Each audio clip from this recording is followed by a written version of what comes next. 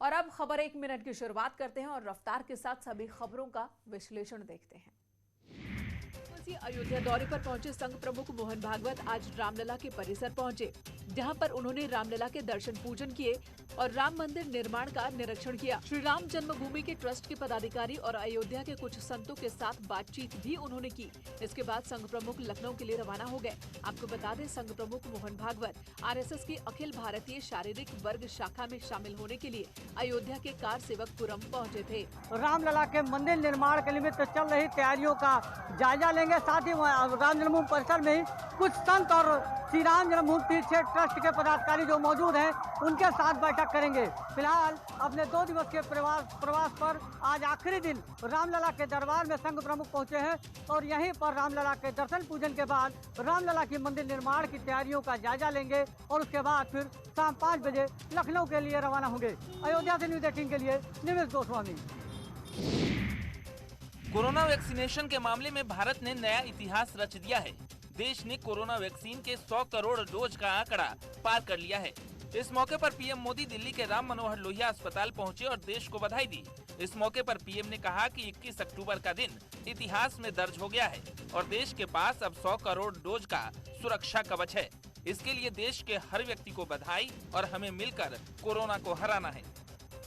आज 21 अक्टूबर 2021 का ये दिन इतिहास में दर्ज हो गया है।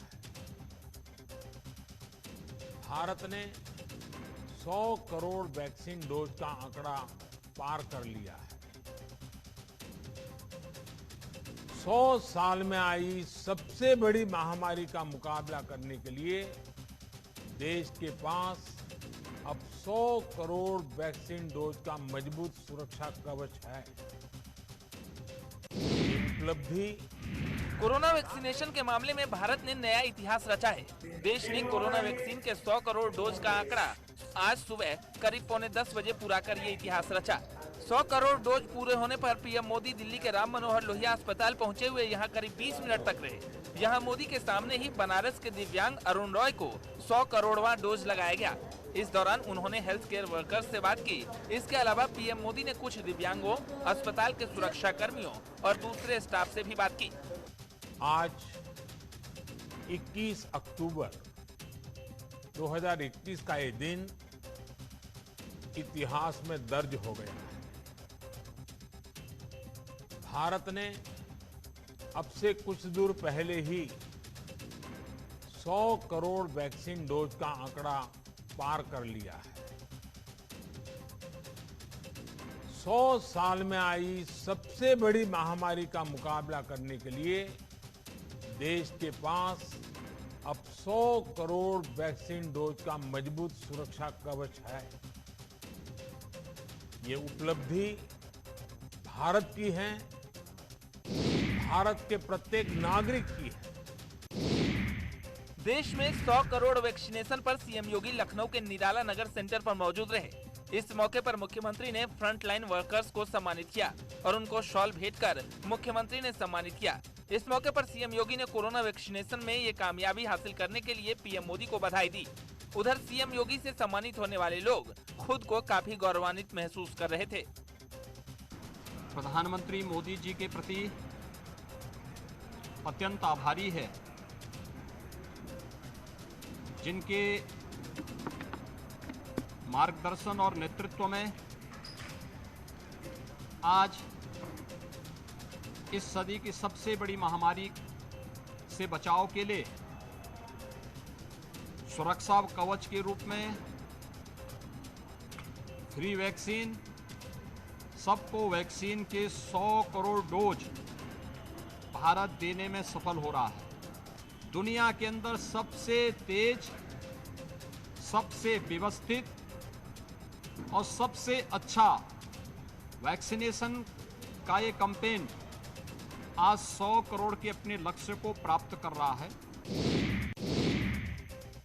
लखनऊ में पिछड़ा मोर्चा की ओर से आयोजित सामाजिक प्रतिनिधि सम्मेलन में सीएम योगी ने शिरकत की, जहां सीएम ने कार्यक्रम के दौरान लोगों को संबोधित किया। इस दौरान सीएम ने देश में 100 करोड़ वैक्सीनेशन को लेकर विपक्ष पर जमकर निशाना साधा। सीएम ने कहा कि भाई बहन महामारी में इटली चले जाते, चाचा भतीजे में हड़पने की होड़ लगती, बहन जी होती तो भगवान ही मालिक थे। कांग्रेस की सरकार के समय आया होता क्या होता? भाई बहन इटली भाग गए होते, भारत में नजर नहीं आते।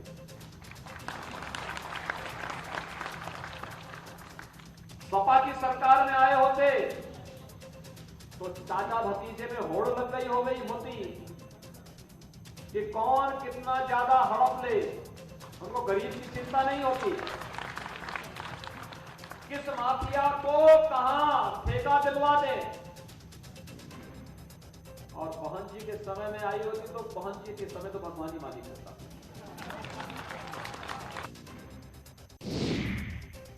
सीएम योगी के विपक्ष पर निशाने को लेकर कांग्रेस के प्रदेश अध्यक्ष अजय लल्लू ने कहा कि प्रियंका और राहुल यही हैं और यही काम कर रहे हैं, कहीं जाने वाले नहीं हैं।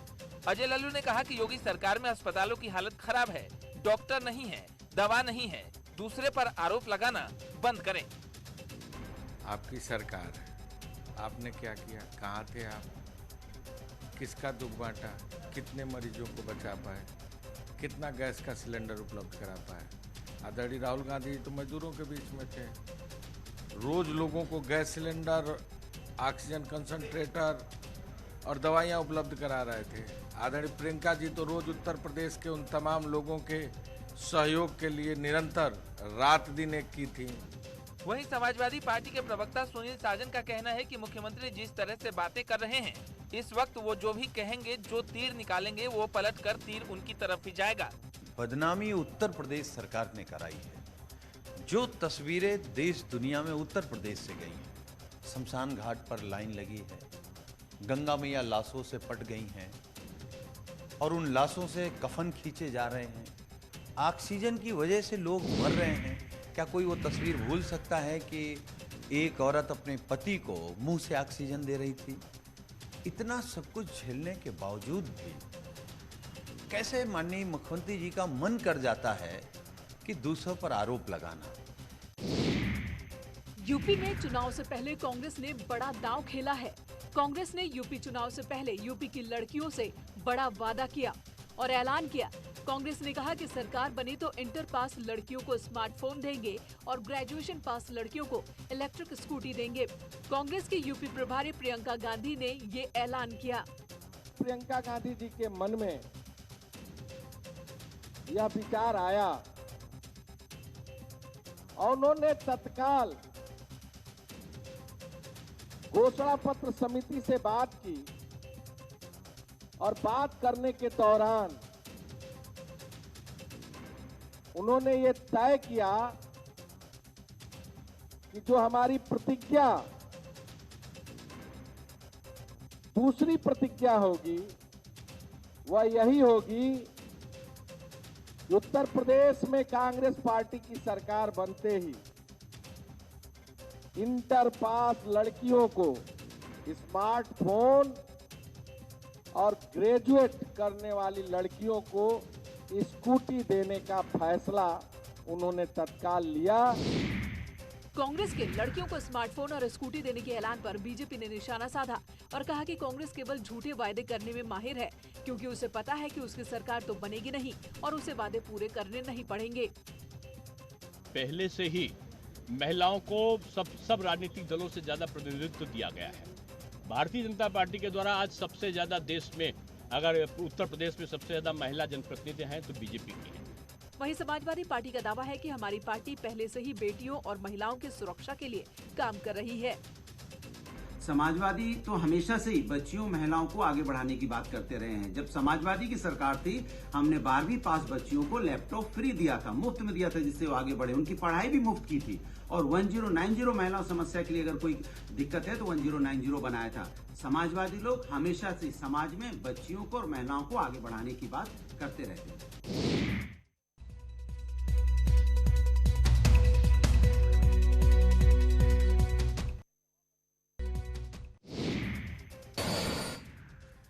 उत्तराखंड के उत्तरकाशी के हर्षिल से हिमाचल प्रदेश के छितकुल में ट्रैकिंग पर गए 8 सैलानियों समेत 11 लोग लापता हो गए थे। 11 लापता लोगों में से 5 शवों को एसडीआरएफ और वायुसेना ने रेस्क्यू किया।